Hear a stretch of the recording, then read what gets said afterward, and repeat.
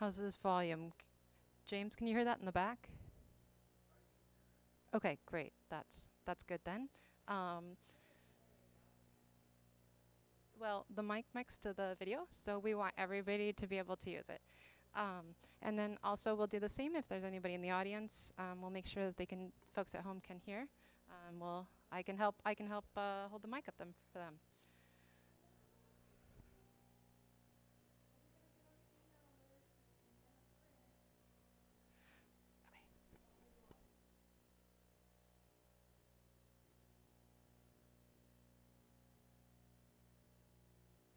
Hello and welcome. My name is April Younglove, and I'm an adult services librarian, and I work here. And I also am in charge of scheduling the Stairwell Gallery shows. We're glad to see you today. Thank you for coming out despite all of the rumors about atmospheric rivers. We're extremely happy you're here. So today I'm going to go over just a little bit of housekeeping before we get to the good stuff and hear Sara talk. So first of all, we have surveys, and the surveys are in the back on the table with the cookies. So when you're taking a cookie, don't forget to fill out a survey on your way out, and those really help us know what kind of programming to do now and in the future and how we could improve as a library in terms of hosting programs. The other thing I want you to be aware of is if you're having any trouble hearing at all, we have an assisted hearing system. And there are, if you know how to use it, the assisted hearing devices are on the back table with the cookies. If you don't, feel free to ask a librarian who will help you get one of those so that you can hear. Okay, I guess that's all the housekeeping. And today I want to say a little bit about this painter. So this painter, his name is Sara Star, and this is actually a close friend of mine, but lest you think this is all nepotism, I did make Sara apply to be in this gallery space before I took over the gallery last year. So my coworker was in charge of it and booked Sara, and she did it all on her own without my intervention, and I was very happy for her. And so I'm extra pleased to be able to introduce her today. This is also an excellent time to hear Sara speak. She recently graduated from the Milan Art Institute, and this is like a debut into the art world. And today we're going to hear her talk more about the new light art movement, and she'll share her process, inspirations, and how myth and memory inform her art. Take it away, Sara. Oh wait, one moment. We're going to have a technical difficulty. Stand by.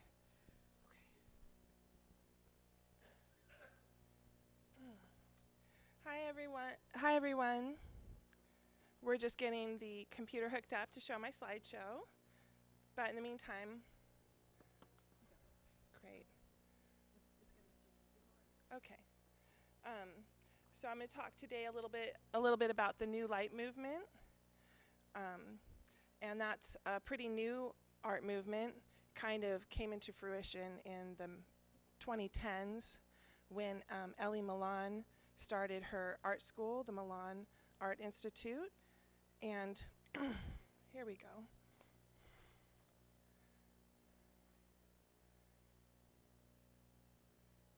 And she envisioned, sorry, everyone? Okay, let me set that up. She envisioned a new art movement that would better connect with people. In contrast to the art elite, where you really need to have like some academic understanding to connect to the art, and often the art needs to be explained in order for you to relate to it. The new light art movement is more about having symbolism and archetypes and a direct connection for the viewer, and to create a loop where the artists and the observers are as equally an important part of the art.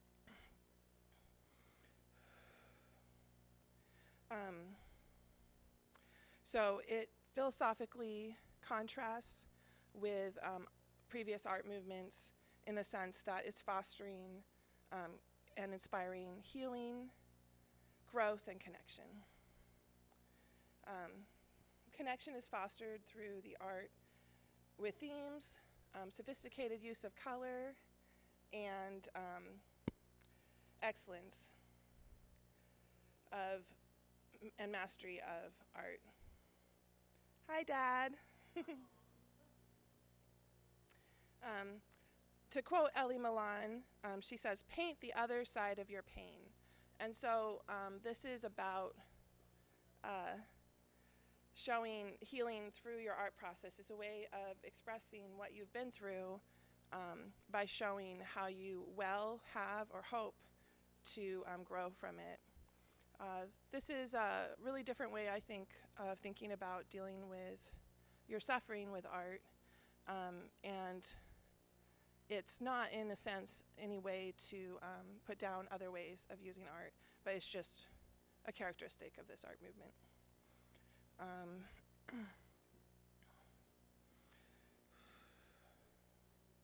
Yes. Oh, really close to my mouth. Okay.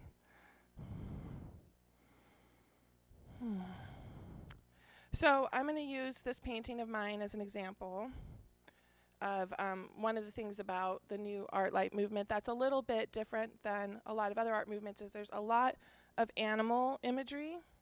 So in this painting, this is a selkie, and this is a type of mermaid that is a woman. She shapeshifts into a seal or from a seal into a woman. This can symbolize so many things, and it's just multivalent, like just the layers of meaning can go way beyond what I'm conscious of or even I'm unconscious of to what you see in the art.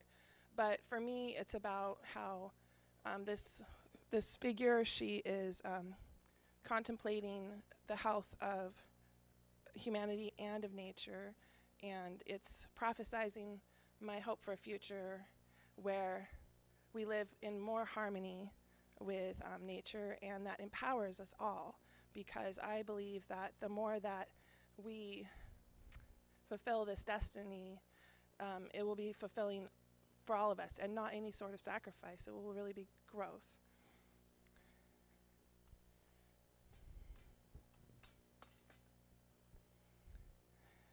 Okay, just going to look at my notes here again for a second. So on the screen here, I've got some examples of different artists' work to show that style is not how it's defined. So this is like pop art by Tanya Abboud, and there's a large emphasis on collage in this piece, and then direct confrontational images of women's empowerment in a very feminine way. We have Eric Robitaille. He's primarily does wildlife, but there's a lot of fantastical elements like this galaxy painting behind the little bird. Isn't that sweet? And then this one's by Milan, and this is a Pegasus. And Pegasus is just a very powerful representation of her Greek heritage, but also there's so much to the myth of Pegasus and, of course, Medusa that could be, contemplated in this piece. And again, you see the theme of the galaxy painting.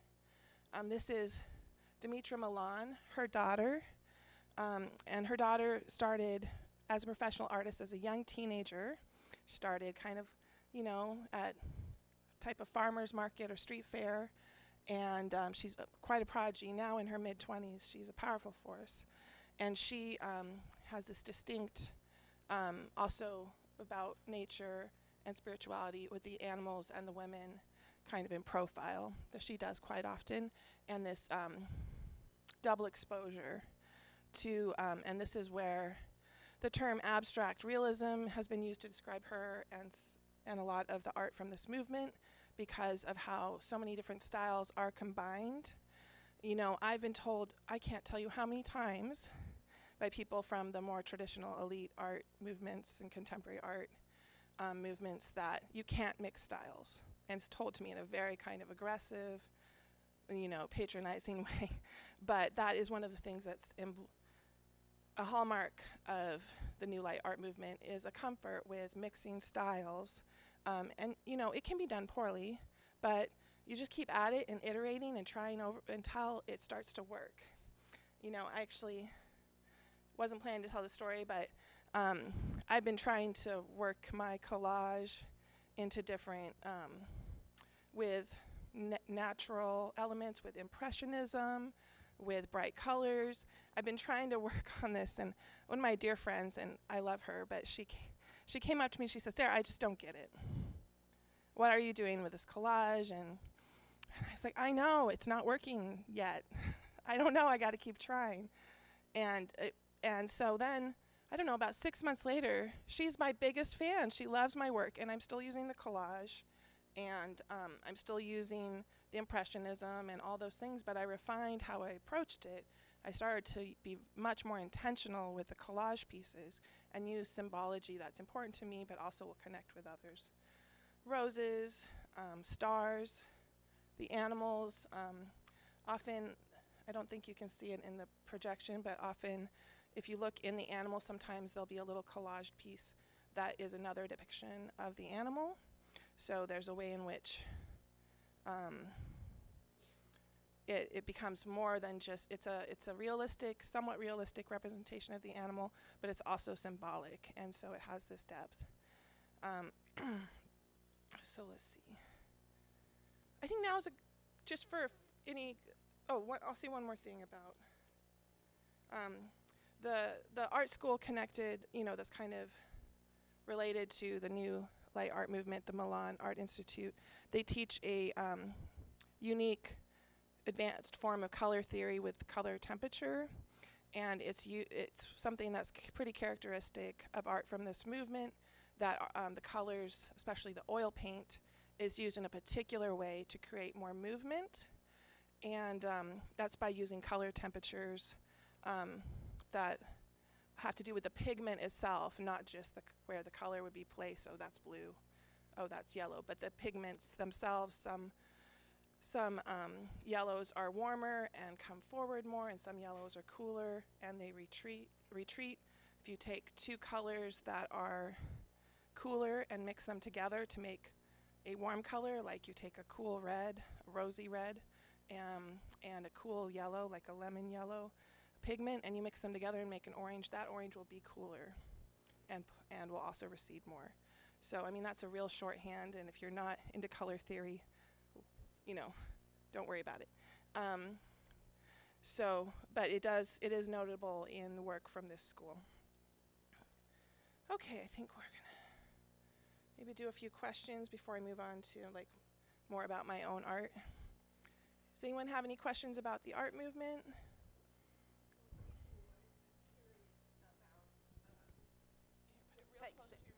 I'm curious. Is that okay? Yes, that's Yeah. Sarah and I know each other and paint together. I had not heard of this art movement. So if you have any information, like historical background to that, or I'm real curious about that. Yeah, it's pretty new, and I had trouble finding much about it too. So I feel like maybe I'm contributing with this video. There is a video and on the Milan Art Institute's YouTube channel where Ellie, Dimitra, both of them are talking about the art movement, and they have a podcast. Also, if you research abstract realism, you'll find more content about, sometimes the name that the artists themselves choose for a movement is not what ends up being how history records it. So we'll see, right?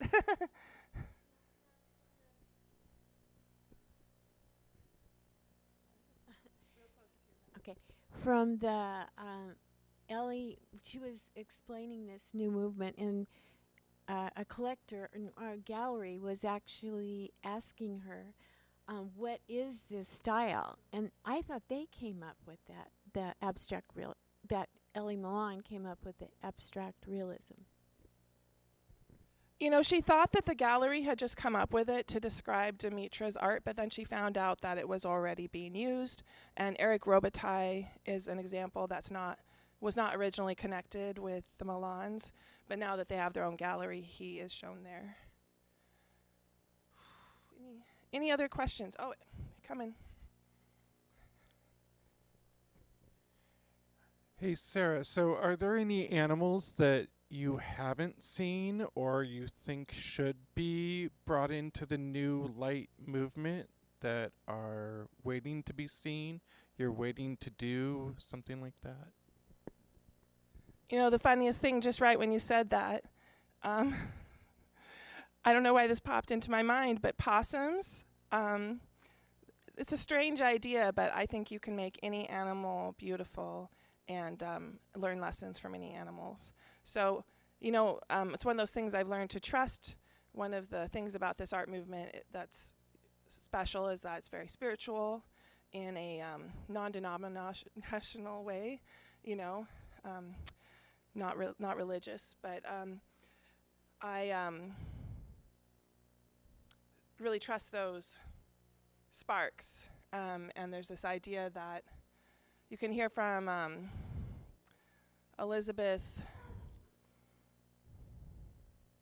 who wrote Eat, Pray, Love, Elizabeth Gilbert, that genius or the ideas are in the ether or the atmosphere, and that they look for artists to express them.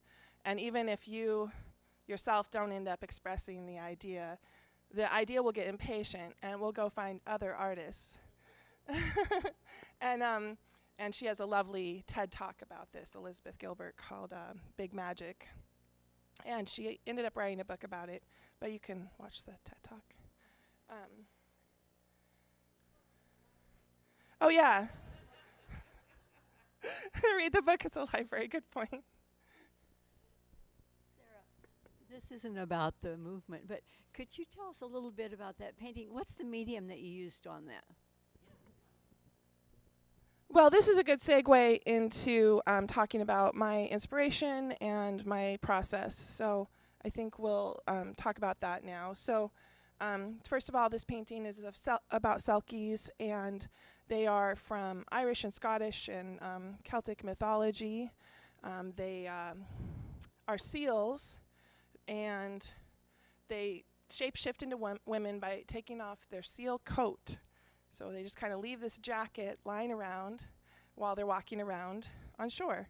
And if a human steals their coat, then they're stuck in their human form. And there's lots of other stories about them, but that's kind of the type. The story type is this stolen coat. And as soon as they find their coat, they run back to the sea. And you can see I have another painting in the Stairwell Gallery about the selkie with her seal child. So there's many stories about this, but I got inspired by this story.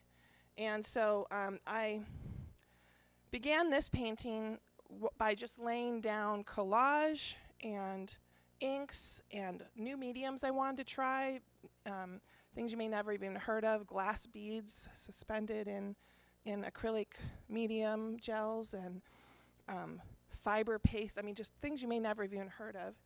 And very modern colors, chemical colors that didn't exist, 100 plus years ago. Much like the Impressionist movement came out of new paint availability in tubes and more color availability. The newer art movements that are forward-looking are using bright colors, quinacridones and naphthal's and all sorts of hard-to-pronounce things, but you get these very bright colors. So I put all these colors and collage and weird textures down, and then I looked at it, and a friend of mine, roommate of mine, looked at it, Anastasia, and she said, "Oh, it looks like a reclining woman." And I said, "Okay."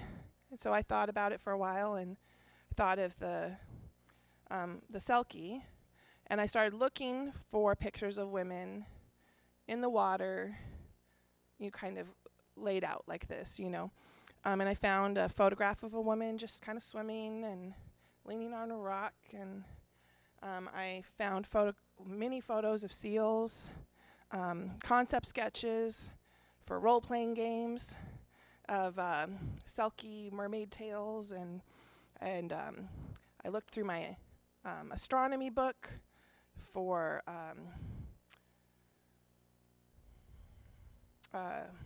constellations, thank you, that I thought might relate. I've got Orion over here, I think, and I've got, you're just going to have to trust me that I chose good constellations.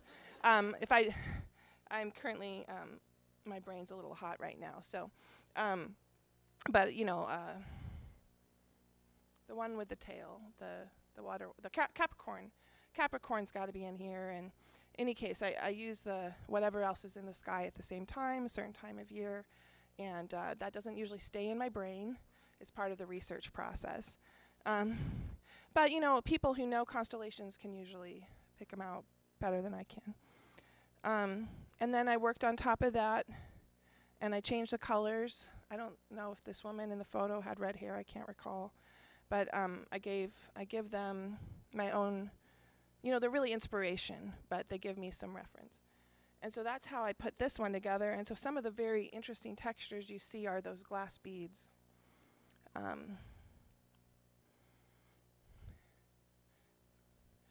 Here we have an example that's not finished. And you guys can just pass this around. It's got collage, inks, and liquid acrylic. And then I started just with some, to do a sketch with gray and white paint of these two crows on a fence. And again, I compiled this from several photos. And this is based off of the idea of these two crows having a conversation.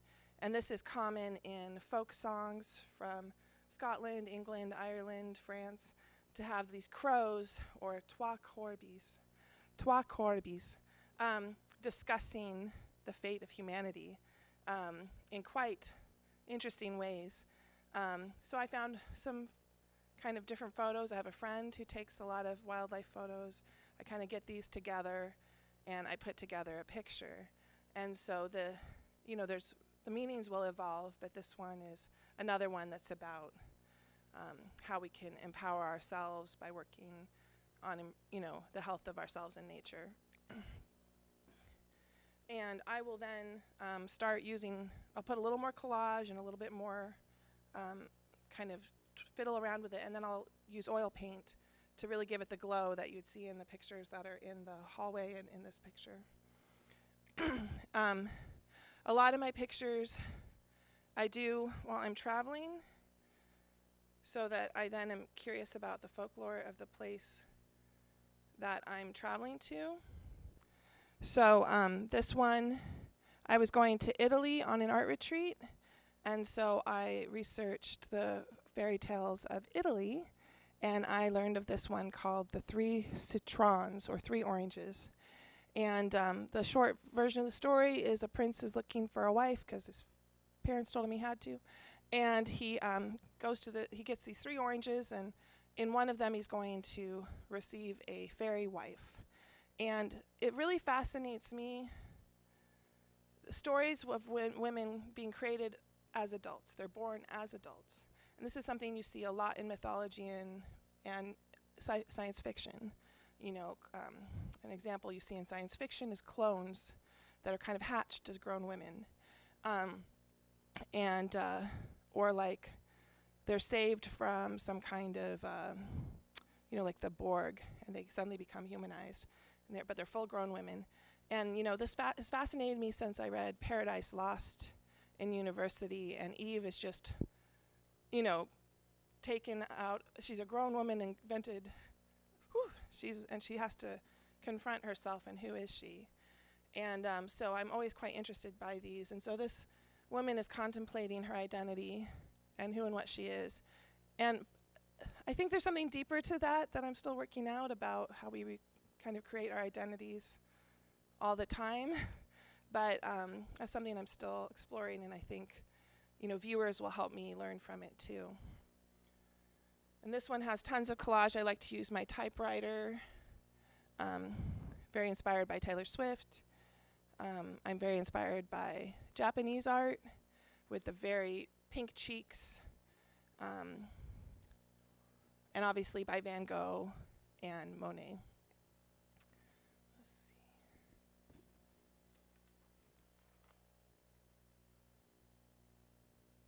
Okay. So I think I'll talk a little bit about what it was like for me in school when I went to study and my background a little bit, and then I'll pass around for more questions. I've actually been painting for over 20 years. April Younglove, who introduced me, we had an idea in college, and we wanted to paint it, and we showed in the library there.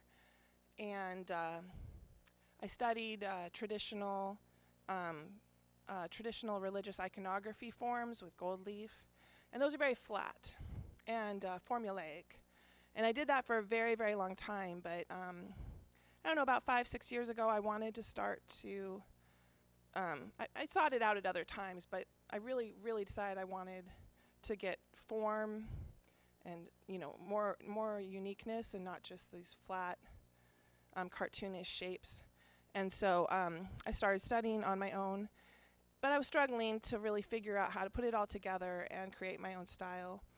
And so I found Dimitra Milan online.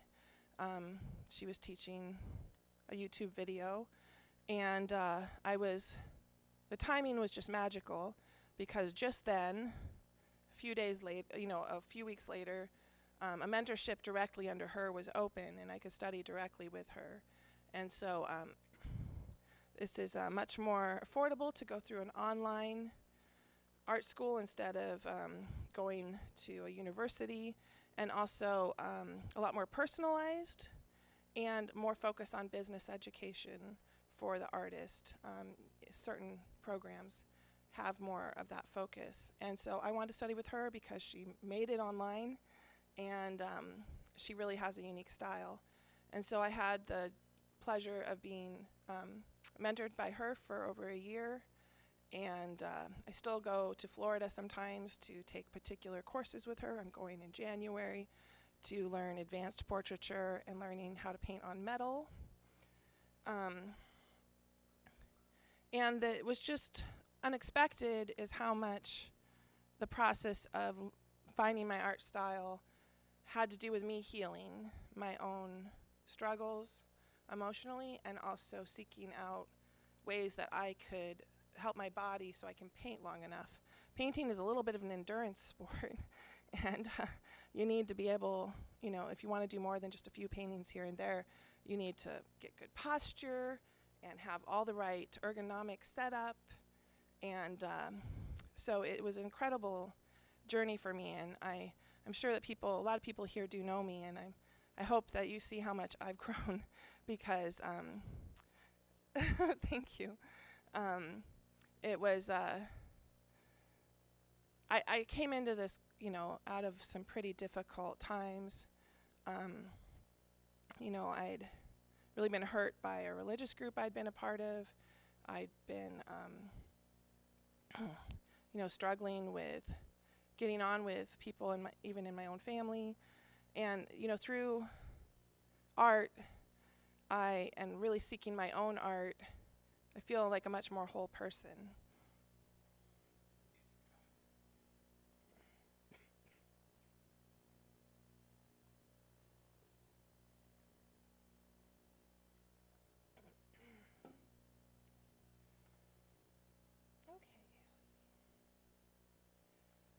I just also wanted to talk just a little bit about the community here in Clackamas County, but before I do that, maybe I'll pass around for a few questions.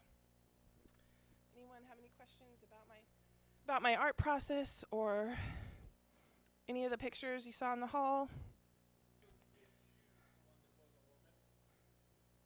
You didn't choose the wrong orange? Oh, you want to just see that? I've never heard that folklore before, so I want to make sure that the prince actually chose the woman, not just an orange. Well, I really did summarize that story quite a bit. There was a woman in each orange, but he was supposed to get her in water right away, and you know, he fumbled. But the last one, he was right by a fountain, and he got her in there right away. I think it's a symbol for baptism or any kind of initiation, going way back in spiritual traditions, usually through water. But that's my best guess. It is from Italy, quite a Catholic country, so I think that's the meaning of it. But that's just my I went to Marylhurst University, and I majored in cultural studies and history. So you all know that because it's just down the street here. Although I don't know how many years ago has it kind of closed down. 7 years, but yeah, I graduated there in 2003. Yeah, I'm very local, born and raised here in Portland, Oregon. I'm at halftime. Oh, wow. I went way too fast, you guys. I went way too fast. You know, here in the community, I want to shout out to some incredible groups I'm a member of.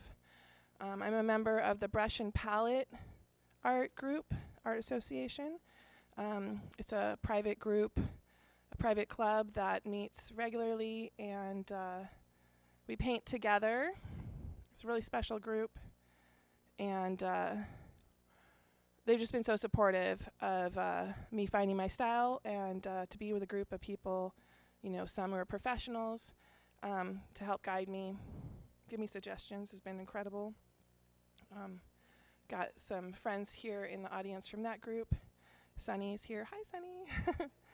And I'm in the North Clackamas Arts Guild, and that's a nonprofit group. Everyone's welcome to come.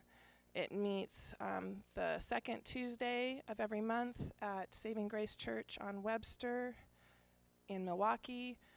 We have a short business meeting and then an art demo every month that teaches us a new technique or artist skill. And I've had the pleasure to be able to teach one of those. And so on their YouTube channel, you can see my process from nearly beginning to end of how I create my mixed media backgrounds and underpaintings. And that group has supported me in founding the Gladstone Arts Fair, which we have every summer, first Saturday of June.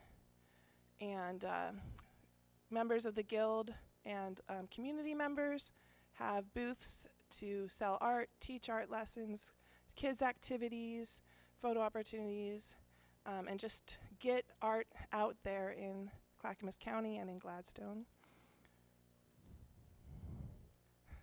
I went a little faster than I meant to, so we can have lots of questions. Okay. Yes. Yes. Here you go, Anne. Sarah mentioned the North Clackamas Art Guild, and we now have a pop-up gallery at Clackamas Town Center. And every time that we've put it up, this is the second one, the third. I try to include one of Sarah's paintings. We don't have one in the Christmas one because she didn't particularly have a Christmas painting ready, and she was getting her display ready for this. But she's being tagged for January. We need one of your paintings. So if you're at Clackamas Town Center, go down towards the end by Dick's, and after January 1st again, you'll be able to see one of Sarah's paintings on display at the pop-up gallery in an unrented store. Dick's Sporting Good. Yeah, and it's so pretty, you guys. It's so cool to be in the mall. I don't know, when you were a kid, did you ever go through the mall and they used to have a lot of art galleries in the mall, Kincaid or whatever, and you just, wow, you know, it's part of why I got into art, I'm sure. Eric. I need to embarrass her for a moment. Sarah is one of 77 Clackamas County artists who's going to be honored and shown in the Artist Exhibition Program across Clackamas County for the year 2026. Yeah, that's a pretty cool program, Clackamas County Arts Alliance, and right now I've got an exhibit in Willamette Falls Hospital of a figure of women in seascapes. So if you happen to be at the hospital, or if anyways, I was there to visit my mother-in-law, so I got to see it. And I'll do it again here this year, and I don't know where I'll be showing at, but that's a very exciting program. It is not technically Gladstone. You know how Clackamas County is, but it's on Webster, not far from the expressway, Saving Grace. Saving Grace. And we meet at 11 in a couple days on Tuesday. Yeah. So if you want to come on Tuesday, we'll see you there. Yeah. We have a potluck. I forgot to mention our potluck. You don't have to bring anything, just come. And we always have an art critique there. And, people get scared of art critiques. Maybe they took a college course and the teacher was mean, or the other students were jealous and unkind. But it's one of the most valuable ways to sharpen your skills in composition, color, proportion. And so, and even if you're an abstract, those things do matter as much as it might not seem like it. The abstracts that really catch people's eye have some of those elements figured out. And I've had the benefit of the wisdom of the art teachers there that run the critique, very experienced art teachers with long backgrounds and professional artists. And we do the critique, and members get to put in 1 or 2 paintings every month. And you don't just learn from advice for your painting.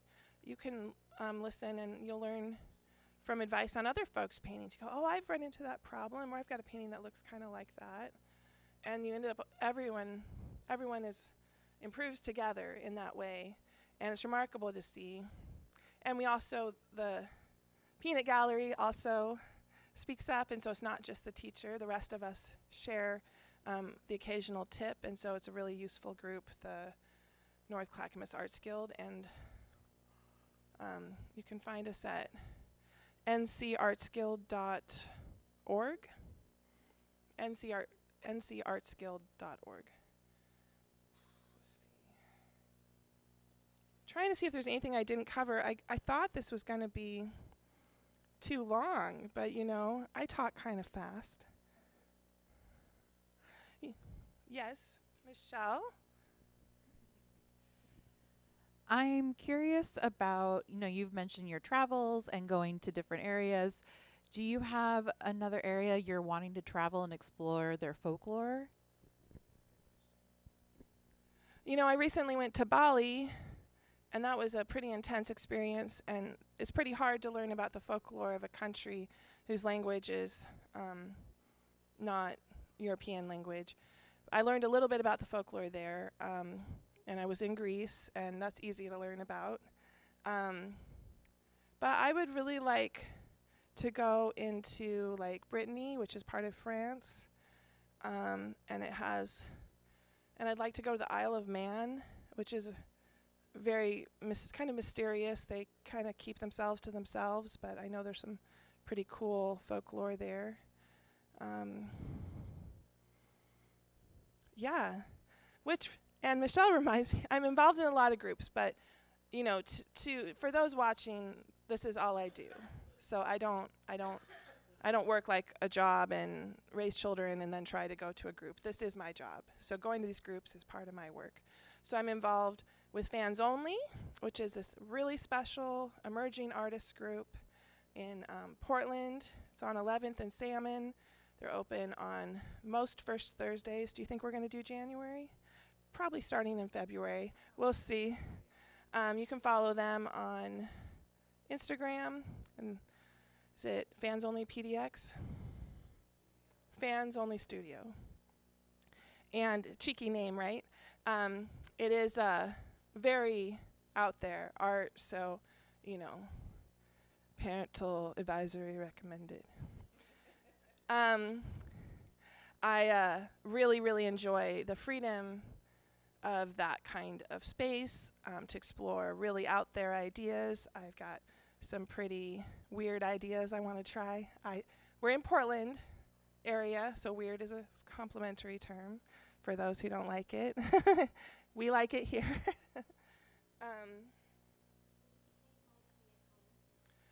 I paint at home and at open studios or group studios. So I paint, I have a, and I paint when I'm traveling.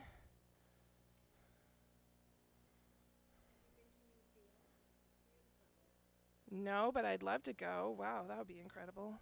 Here's me painting in the airport. So yeah, I paint at brush and palette. I paint at the Gladstone Community Center during an art class there. And I paint at home. I have a studio in my daylight basement, and we're currently renovating it. That's why I don't have photos. But I move from easel to easel, so I can work on 3 or 4 paintings at a time. And that's a way to have a higher output. And if you're a little ADD, or a lot like I am, it's a way to keep your mind engaged, is to have multiple projects. And sometimes you get stuck on one, and working on another will help loosen things up for the one that you were stuck on. And so that's one of the ways I have a large output of art, is that there's usually 5 or actually, to be honest, like 5 or 6 going at once. I do commissions for people. I like to do pet portraits, but with a twist. And I want to just paint your pet just from the photo. I want to tell a story. So a friend of mine, her cat's name was Ripley. And so I painted the cat in the alien spaceship, you know, fighting a chest burster, and in the little jumpsuit, you know, a little whimsy. That's a little different than my main style, but you know, when I do pet portraits, I like to do something different. When I do them more like this, I like to, like one of my friend's cat's name was Maple.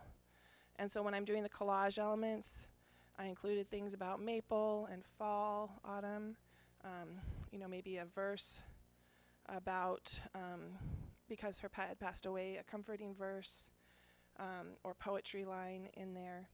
And so I do like to do art for, it's almost like more, rather than a commission, I'd almost call it a collaboration with the person who's asking for the piece. So I like to do those. I'm painting some album covers for a Celtic band called Rowan out of Michigan. Yeah. Well, they're Celtic musicians, and so they have songs about selkies and the fairies and elves and wolves, and so I can paint themes from their songs into the cover. And so those will be coming out next year. Watch this space. Yeah, so, and they write original music, but they also sing traditional and modern Celtic music like McKenna. Wow, I can't believe it. Yes, Sunny. This is about your process. Yes. And you mentioned that you have reference photos that you work from. Do you work out of your imagination, or are you mostly just looking at reference work? That's a really good question, and I think it's useful for a lot of people. There's a lot of reasons to ask that question besides just the curiosity of it, because there's also the legality. And so it's very important not to just, for legality purposes, especially if you're going to sell it, it's very important that you're not copying. And so I think if I showed you the photo I used, I didn't bring it. I think if I showed you the photos I'd used, you might go, okay, I can see it, I guess. But no, I don't copy the photos exactly. I use them as reference, or to make sure I get the shape of the beak is correct, perspective, you know. These are artist terms, so, but foreshortening is when you look at something head on that's long, it looks kind of short and wider. And that's very, very hard to get. So I'll look at the photo for reference, but I also use what I know from painting live. So let's say I have a statue of crow. I have several statues of crows. You can make your own statues to work from, And so I do that a lot so that I'm not reliant upon photographs. I paint on site, so maybe I'll be at the beach, I'll paint the beach there. And I paint a lot from imagination as well.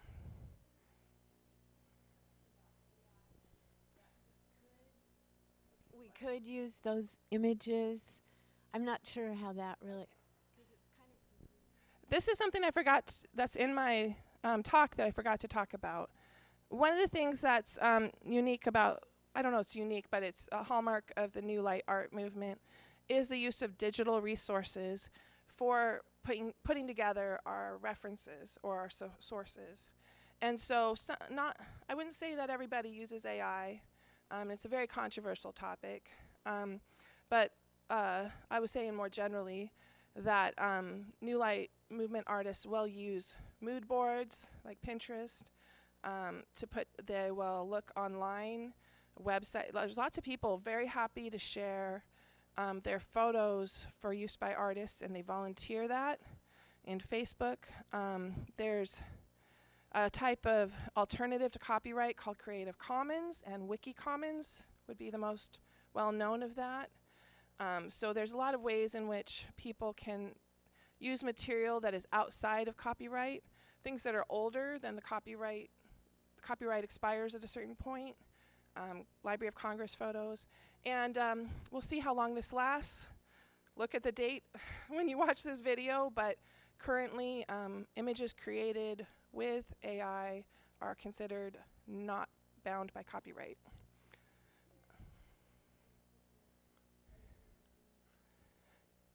Yeah, so Terry asked about how we use digital resources like programs, photo editing programs, and image editing programs. I'm not going to say any particular ones because, again, it'll get dated, but I mean, the most well-known would be like Photoshop.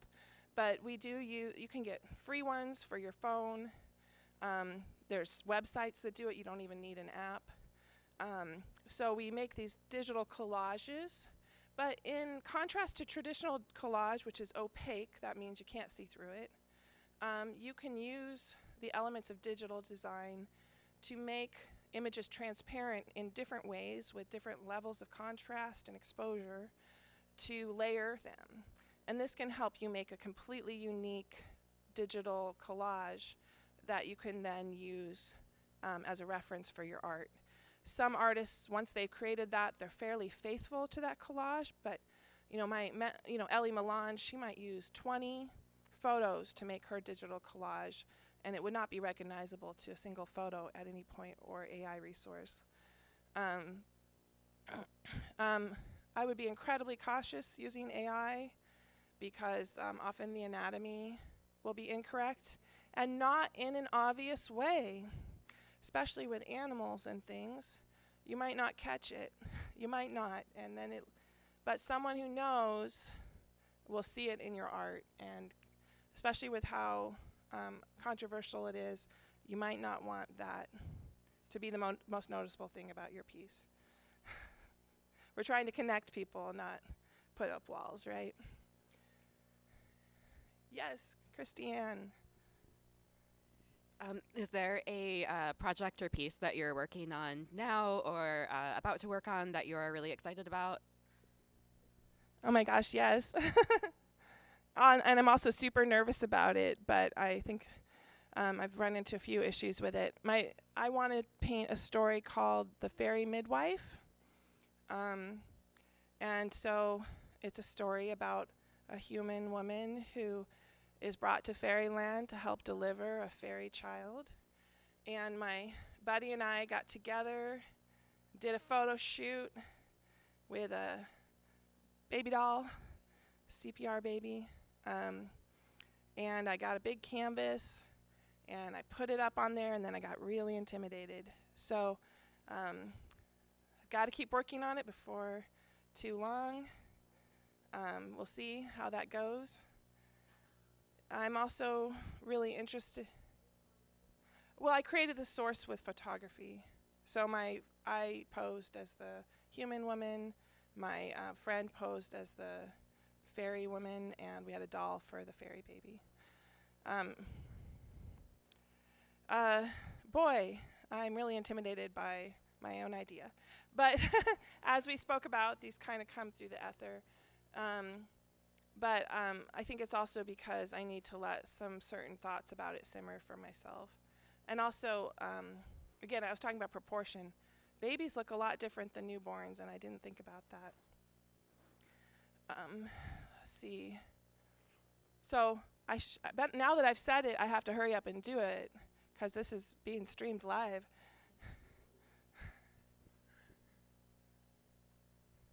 So I have a question about filling a canvas. Since you'd mentioned you have a large canvas, what is your strategy for a relatively small space versus a large one to not get lost in the weeds, to not overcrowd with maybe one big picture and then you're like, oh, I forgot to collage 75% around it. I was wondering how you...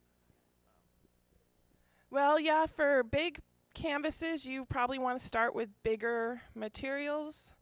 You know, here in my painting here, you can see this tiny little water bottle and paint palette, itty bitty brush, tiny little. You know, the brush can get bigger as the canvas gets bigger. The palette of paint gets bigger as the painting gets bigger. I watch a mural artist, and he uses a roller to get started, a big one. So the same goes for pieces of collage. You know, on here I might have a little tiny piece. That'd be a waste of time on a really big painting unless it's in a smaller figure. You know, one of my biggest paintings here in the exhibit's 4 feet tall, and there's a rabbit on there. The rabbit's about yay tall. So I do have a few little pieces in the rabbit, but I tried to go bigger.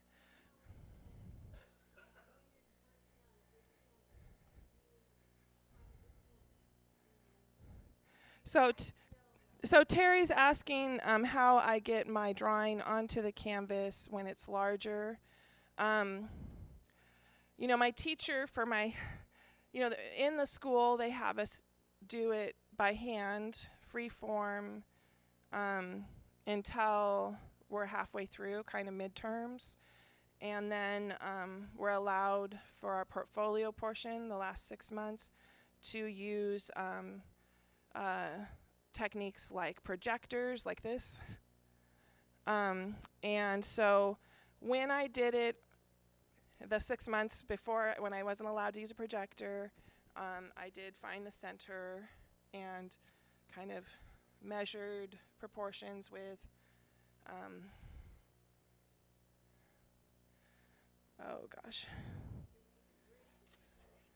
Yeah, I made a cross grid, not, you know, when people think grid, they think pretty small, but I did like 4 portions.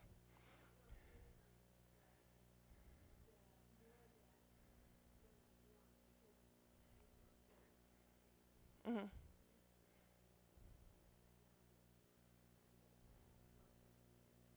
Yeah.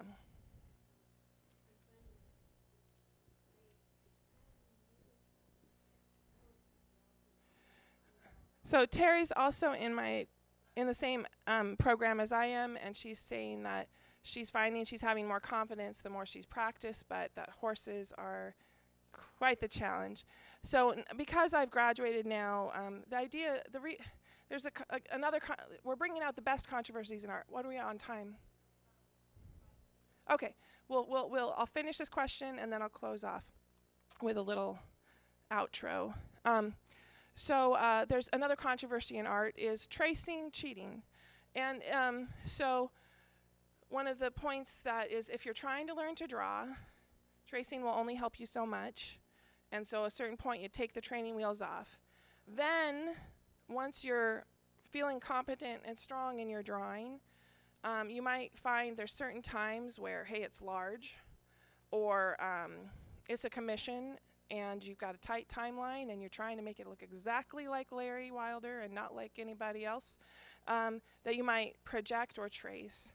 And by that point, you know enough about what you're doing to trace well and to know how to correct for the distortions of photography. Photography is one lens, our eyes are two lenses. So what we see is a little more rounded. And there's little things we know intuitively from practice that can't be taught about that. And I mean it when it can't be taught, because I figure out everything I can.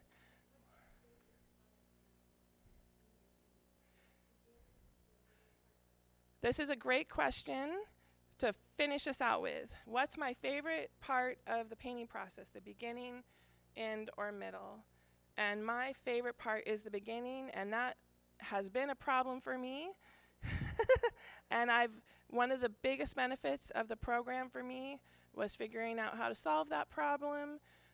There's a lot of canned advice, oh, you're afraid of failure, afraid of success. That was not what my problem was with finishing. And Dimitra Milan, as my mentor, was able to put her finger directly on what my issue was. And the middle often is the least attractive part. And I am motivated by beauty, aesthetics. And so she gave me some tips for how to deal with that. And I use them sometimes, and other times I just power through. But one thing I've done is making my studio more beautiful to compensate for when my painting is kind of in the middle stage. And the reason it's not as attractive in the middle stage is you haven't usually put the highlights and the darks in, so there's very low contrast usually, and you haven't usually refined areas, so it's a little muddy looking. I love the beginning, and this is a middle point, so it was very vulnerable of me to bring this here, but it looks pretty good for a middle point. They don't usually look this nice.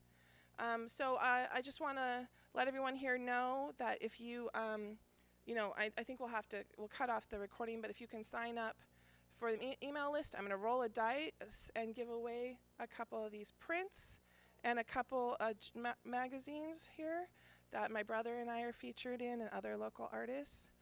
And these are hand-touched prints, which means I had them printed, and then I painted on top of them and varnished them. And they're in frames. So I think we can probably close off now. But then if everyone wants to gather over there, get signed up real quick, and I'll roll a dice. Okay. And just one last reminder, we do have a survey on your way out. Grab a cookie, fill out a survey. And one more note. So the art is in the stairwell. It's a very small space, so I want people to be mindful of that and not fill it up too much, because this is a great group. And to help deal with that a little bit, I do have a book on the table next to Sarah's art with pictures of her art, and that is also available if you have any mobility problems and you feel like going up and down stairs might be hard. That book is there for you to see some of her pictures as well. And we do that for all our shows. So please feel free to come see the artwork of any artist that we feature here, and we'll have a way for you to enjoy it. Gives her a big round of applause, and thank you for coming out today.